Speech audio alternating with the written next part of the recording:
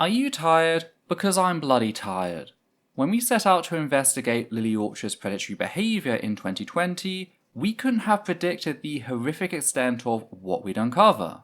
Lily has done so much horrific shit during the last decade that it would be somewhat impressive were it not so ghastly. What this means is, in spite of having only really upped the production rate these past couple of months, it already feels like we've been covering Lily for an eternity. But all we can really do is soldier on, holding on to the hope that by making this information as accessible as possible, that we can spare some poor individual the trauma of being Lily's latest victim. So on that note, let's talk about the way Lily distributed non-photographic depictions of child sexual abuse as a reward designed to desensitize her audience to her sexual appetite. Though first, I need to give a content warning for the following topics: child sexual abuse, mentions of incest, dead names in archived documents, colonialism, murder of indigenous women, genocide, and fascism. If you like our work and appreciate the research put into each video, please consider supporting the channel via Patreon. You can also support us by liking, commenting, and sharing our work on social media. I also need to clarify one thing about the title of this video. Whilst we use the term child pornography, that is not an accurate description. Porn inherently implies consent, a child cannot consent, ergo it is more appropriate to describe said materials as child sexual abuse materials or child sexual exploitation materials, regardless of whether or not they depict real-life minors. That said, what we'll be discussing today are specifically referred to as non-photographic depictions of child sexual abuse, NPDCSAs, sometimes shortened down to non-photographic abuse imagery, NPAIs, though I'll be sticking with NPDCSAs because CSA is a generally recognized acronym in victim advocacy that centers that child sexual abuse at the core of the issue. It doesn't sanitize things the same way the acronym NPAI does. Sadly, neither term is generally recognized outside of very select circles, leaving us in a bit of a bind where we were made to choose between labeling the materials more accurately or picking terms your average person is more likely to recognize, and we simply thought that this was the best solution, using the less accurate terminology before immediately explaining the intricacies behind it. This way we can ensure that as many people as possible see the evidence being presented, whilst also learning about the language used, why it matters, and why we'll be using NPDCSA going forward. So with that out of the way, hi there, my name's Ethel Thurston, and we're here today to cover the facts that Lily Orchard distributed non-photographic depictions of child sexual abuse, a fact caught and documented on video, which was then uploaded to YouTube by one of her oldest fans. This video is, of course, the most recent in our series of exposés centered on Lily Orchard. Our first video shared archived evidence of Lily publicly encouraging then-friend, Josh Scorcher, to groom Incrose, who was a minor at the time, which he ultimately did. We then followed this up with Glay's victim testimony, along with an explanation of how Lily targets particularly vulnerable youth, luring them into a hypersexualized environment as a means to desensitize them to her sexual appetite. This was then followed by Mackenzie's victim testimony, which included a more detailed breakdown of parasocial audience grooming, how it mirrors targeted grooming, and discussion on why we need to prioritize a victim-led approach in our advocacy. Up next was our video debunking Lily's defenses thus far, whilst also exploring the way Lily utilizes anti-black racism and transmisogyny to attack her critics. Lastly, we published a piece recapping Lily Stockholm before going over her three main excuses: that she didn't write Stockholm, that Stockholm had been edited, and that she'd been pressured to sexualize minors by Stockholm co-author Nintendo Gal 55, debunking said excuses one by one. Oh, there was also a short video on the facts that Lily Orchard sexually harassed her critics in response to mounting evidence. That's probably worth mentioning as well. So do check those videos out, particularly the Stockholm video, since it relates rather heavily to today's topic. For you see, whilst more and more people are being made aware of Lily's part in writing Stockholm and the contents of said fanfics, this is not the only example of Lily normalizing the sexualization of minors to her audience. Another such instance was a lesser known project in which Lily distributed NPDCSAs to her audience as a reward for making certain decisions. Now, as you can probably guess by the title, I am of course speaking of Doomsday Ascending. Doomsday Ascending was Lily's first major attempt to bridge the gap between her own Tale of the Valkyrie series and the Hasbro My Little Pony Friendship is Magic TV show. Said story follows Twilight Sparkle immediately after the events of the show as of 2012, as Equestria comes under attack from an invader. An extraterrestrial Valkyrie by the name of Essentia Cortai, Lily's red-haired original character. Essentia begins enacting genocide on the planet's inhabitants. The main six attempt to stop her using the elements of harmony and are immediately murdered, save for Twilight who, after a quick heart-to-heart, convinces Essentia to see the error of her ways. Because, of course, Lily has a literal space Nazi responsible for the deaths of countless worlds switch sides after a single conversation. But anyway, Essentia brings back every pony she killed before fucking off into space, at which point the story skips forward 18 years, and surprise, Essentia is back because apparently the rest of her Nazi kind are pissed that she spared Equestria, and thus begins your generic invasion plot involving ponies. And all this might leave you asking, okay, but what about the NPDCSAs? How do they fit into all this? Well, turns out that Doomsday Ascending wasn't just a fanfic, it was also a game Lily made using RPG Maker, published in 2012. In said game, you play as Essentia during the first half of the story, travelling around Ponyville, meeting various characters from the show, deciding whether you want to embody or break their spirit, with the break option very often killing the character outright. Embodying a character gives you a defensive boost, whilst breaking them gives you an offensive boost. Another thing that happens if you break a character is Lily rewards you with the option of viewing a not safe for work image of the character you just brutalized/murdered. Now, I just want to pause to talk about what Lily has essentially created here. We have a game in which you play an invading space Nazi intent on exterminating an indigenous population, which, if you select the violent path, rewards you with images of your victims that are intended to be sexually gratifying. Violence is the input, sexual gratification is the output. Lily has built a colonial rape mechanic into Essentia's character, which is incredibly fucked up when you remember that she's continued using said character as late as 2021. It also says a lot about Lily's relationship to her own indigenous heritage. Like, there's no fucking reflection here, nothing to get the player to stop and think about the horrors of their actions, just a pat on the back from Lily as she hands them an inappropriately shaped lollipop. And yet, that is not the worst part in all this. For you see, one of the characters listed as giving you the choice to embody or break them is Sweetie Belle, one of the Cutie Mark Crusaders, a literal child. Reminder, the game takes place during the first part of Doomsday Ascending, so immediately after the show, or at least after the point it had reached by the time Lily began writing this, which was 2012. That means Sweetie Belle was still very much a child, making any sexual images depicting her non-photographic depictions of child sexual abuse. At least if said information is accurate.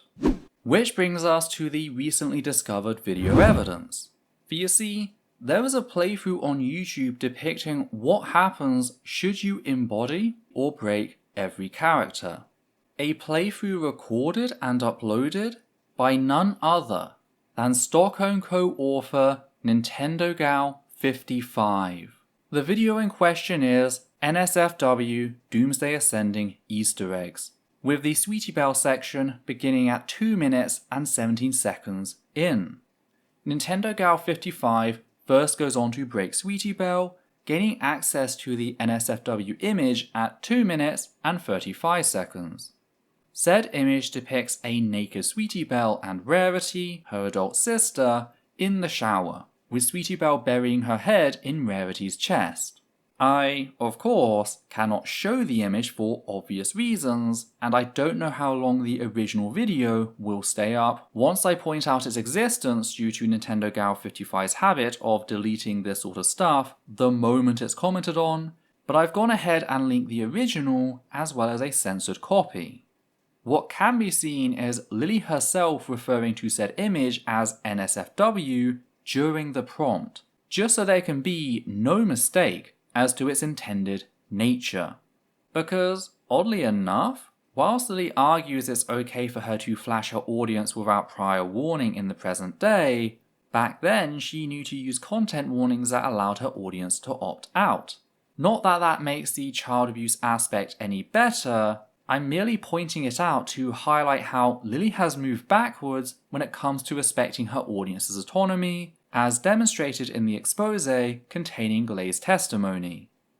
It's also worth mentioning that if you choose to embody Sweetie Belle, Essentia quite literally tells her to "go home, child," so there is no ambiguity here.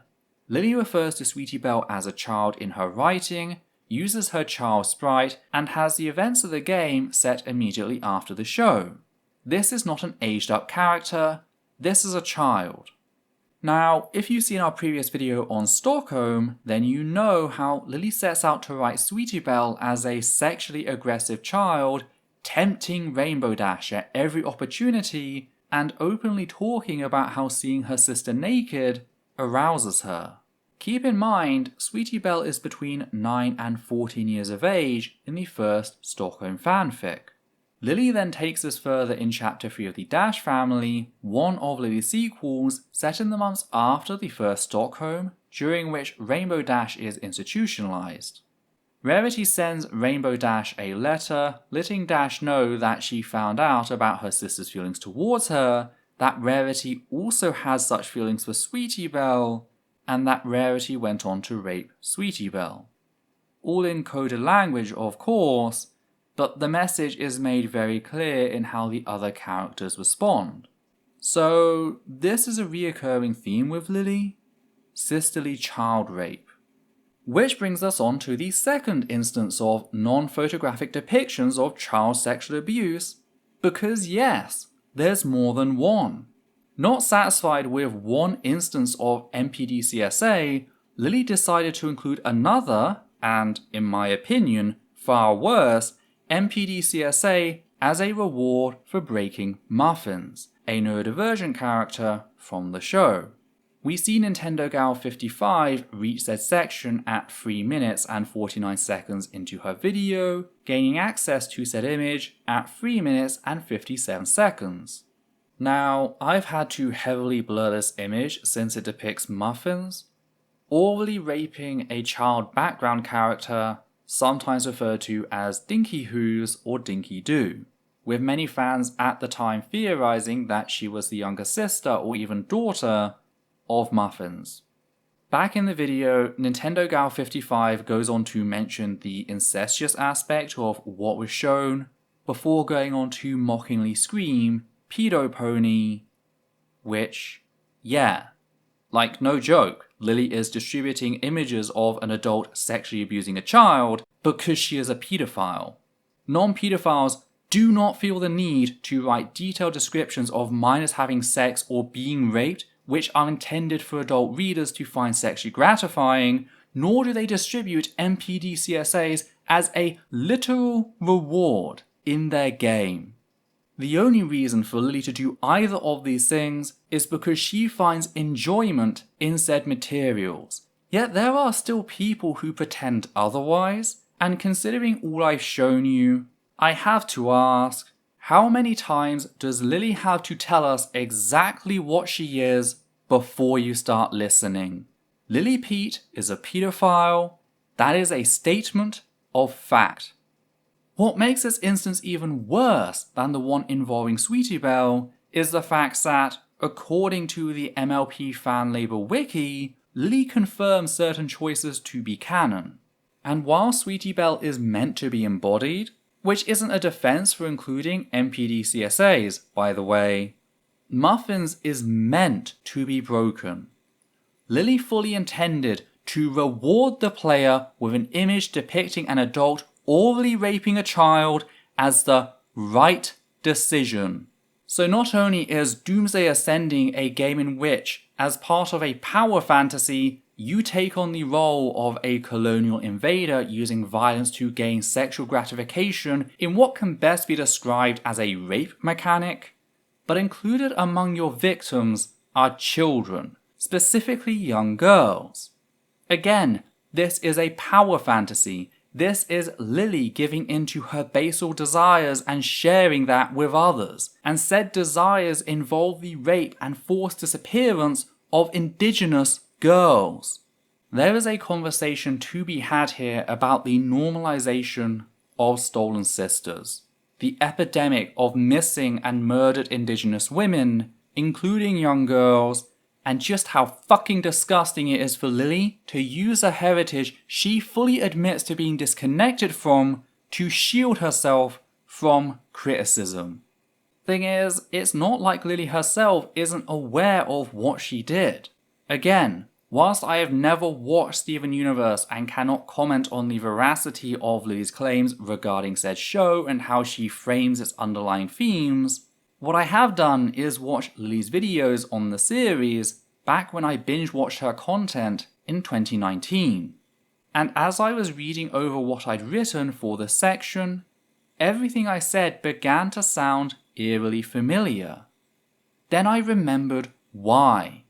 Lily's criticism of Rose Quartz/Pink Diamond from Steven Universe. During Lily's original Steven Universe is Garbage and Here's Why video, she talked about the way in which Rose, one of the extraterrestrial gem characters, supposedly fetishizes Earthlings in a manner similar to how white Europeans fetishize indigenous people, going so far as to compare one specific occurrence in the show to real-life atrocities committed by white Europeans against both Black and First Nations people. Rose, a character who is wholly uninterested with liberation of gems from Homeworld and just wants the Earth to be left alone so she has somewhere to walk through gardens and fuck human dudes. Pink Diamond is like some white hippie who just wants to lay on the beach, get high, and fuck Earth guys. Oh, and we're not done, by the way. Let's not forget the human zoo! That thing Pink Diamond put humans into for her amusement that showed up in one episode and then never made a single return. The human zoo is particularly gross because they were real things during the colonial era. It wasn't uncommon for Black and First Nation people to be paraded around in zoos for the amusement of rich white assholes, and was considered to be totally okay by them because they didn't believe Black and Native people were human. Pink Diamond's human zoo shows up and nothing is ever done with it. Here's the thing about the human zoo. It doesn't exist for any other reason than for Sugar to draw what she thinks is a utopian society. To reiterate, I cannot comment on Lily's characterization of the show. What I can comment on, however, is the fact that Lily clearly wrote Essentia Cortai to embody her own desires, including colonialist child rape. That is Lily's power fantasy, and this connection is also likely why Lily would go on to write Essentia to be the person making the legalist argument for pedophilia in Stockholm. I can also say that Lily continued to use said character for almost a decade.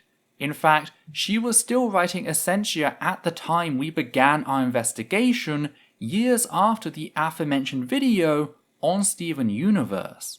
Lily only really began putting Essentia on ice as people began connecting said character to her part in Lily's Stockholm series. This is not some ancient and forgotten part of her history. Essentia is a character Lily was personally comfortable with using until she got called out on it, in spite of demonstrating a degree of understanding of the issue I am getting at.